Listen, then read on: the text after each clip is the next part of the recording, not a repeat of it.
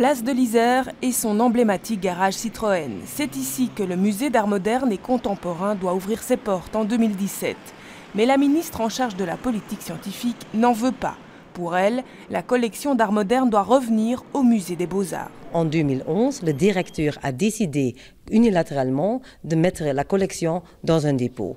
Moi, je veux rétablir la situation d'avant 2011 et le garage Citroën, ce n'est pas vraiment une option parce qu'il y a trop de lumière, nuisant pour les objets d'art, il y a beaucoup de problèmes avec la température et l'humidité et l'impact financier sera énorme. Des arguments qui font bondir certains parlementaires réunis pour discuter de l'avenir des musées en commission à la Chambre cet après-midi.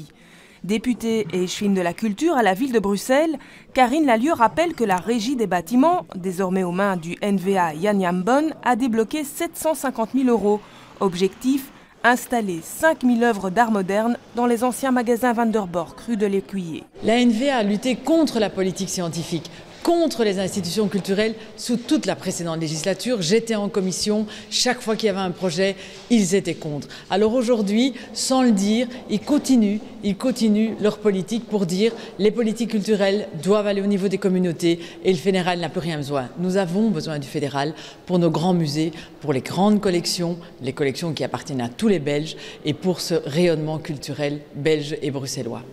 Si les collections d'art moderne reviennent à leur place initiale, rue de la Régence, le tout nouveau musée fin de siècle est peut-être lui aussi en péril.